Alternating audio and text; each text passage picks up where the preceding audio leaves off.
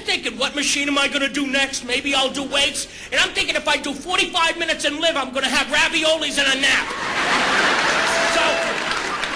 So the last 15 minutes is a chant. Raviolis and a nap. Raviolis and a nap.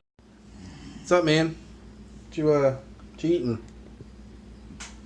Raviolis? Why?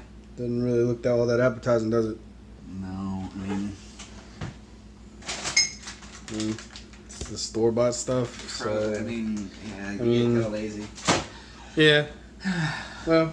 But I was going to put that on it. No. I mean... No. You could, but, I mean, it's just a step above being something out of a can. Yeah, I mean, they're not bad. Nah. But I think we can do better. I think so, too. Yeah, I think we can do a lot better than that. Alright, so let's go ahead and get started on that. Alright, let's nothing on me unless you got the guts to take back all these years. California's got werewolves and zombies. I fill in the blanks with anything to keep you here. Welcome back, everybody, to another episode of Kirsch's Kitchen, and as you saw, we are making raviolis. Alright, so just get a pound of pork, just brown it up real quick. Don't add any seasonings to it. If you want to, a little salt and pepper, but that's it. Alright, so once we got that all nice and browned up, we're going to let that cool. Alright, now while that's cooling, we're going to attach our dough hook to our mixing machine. If you don't have this, you can do it by hand. It's just going to take a little longer. Alright, so take 2 cups of flour, and we're going to add in 2 eggs.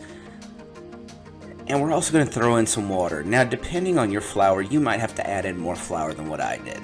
Or, I'm sorry, more water than what I did. To get it into this. A nice ball of dough that comes off pretty cleanly when you take it off. Alright, so take a bowl, throw in a little bit of oil just to prevent it from sticking, and we're going to let this rest. Alright? And now this beautiful ball guy is going to tell you why. Alright, so the main thing that a lot of people were asking when it comes to the dough, in fact, David was just kind of wondering this. Why do we have to rest it? Well, alright, so for all you workout people, and I'm sure people out there who don't work out kind of have in the past, except for you skinny that just love to eat whatever you want and be skinny. I'm sorry, I went out on a little limb. I'm sorry, I had a bad childhood. I'm kidding. Alright, so when you're working out, right? You're working out your muscles, right? Well, if you work them out hard enough, which is basically what we did with the gluten structure within the dough, it's going to get kind of sore, right? And it's also going to be, I don't know if you've ever worked out your arms too much to where you can be like, I cannot stretch these things out. Something's going to break. Well, that's exactly what's going on right now. Getting the gluten time to relax, time to chill out, will make it a lot easier for when we spread it out across here. So, I just want to let y'all know that. Alright, let's get back to it. Man, is he long-winded or what? Alright, so we're going to take out our paddle attachment now, and we're going to crack in a couple eggs. Eggshells everywhere. Man. Alright, well, yeah, I did this on purpose, to show you a very easy way to get it out. Just take an eggshell right into there, and you can scoop the eggshells right out of the pan. Right out of the bowl. Alright, now we're going to let that go for just a little bit, just to kind of get it broken up and loose. Alright, so now we're going to add in 1 package of cream cheese. And a good little handful of cheese, depending on what you want. And we're going to whip this up until it's all nice and fluffy. Alright, so now we're going to add our pork right into here. And we're going to whisk it again until everything is well combined.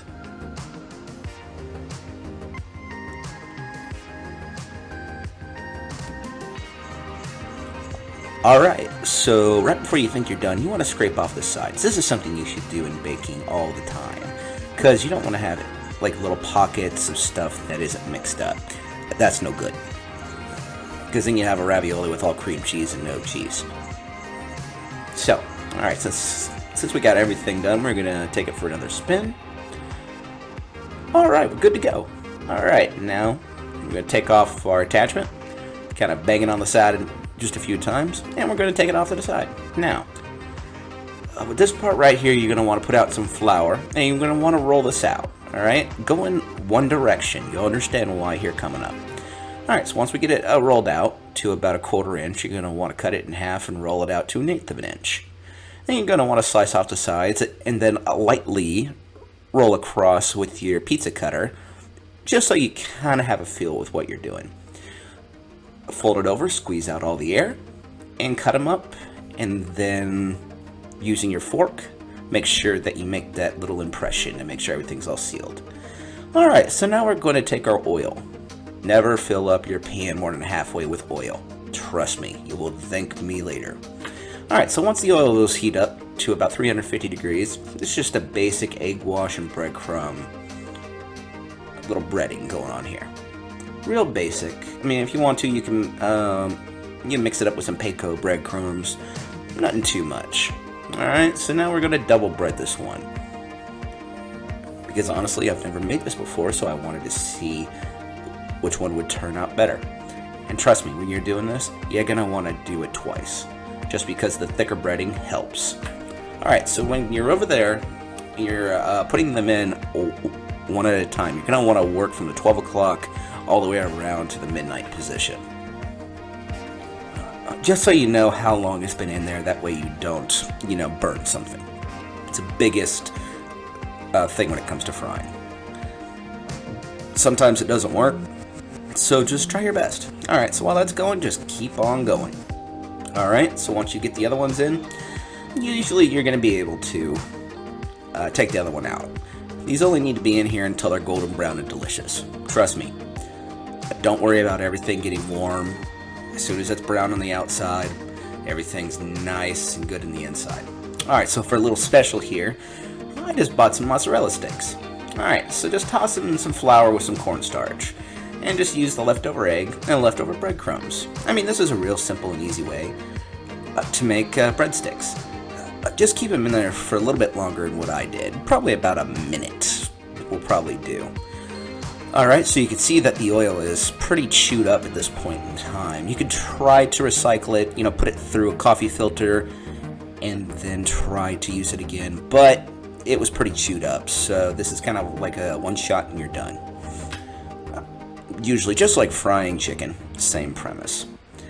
Alright, so since we got everything all nice and good here, looking all nice and golden brown, and not quite, put it back in. Yeah, that one's looking nice right there. Looking nice. Alrighty. Yeah, that one's looking better. Alright, let's pull that one out. And we got one last guy in there I'm just going to let chill. But yeah, that's it, guys. Sprinkle with your favorite cheese and enjoy. Thank you very much for all you do for Kersha's Kitchen. Please let us know if there's something else that we can do for you.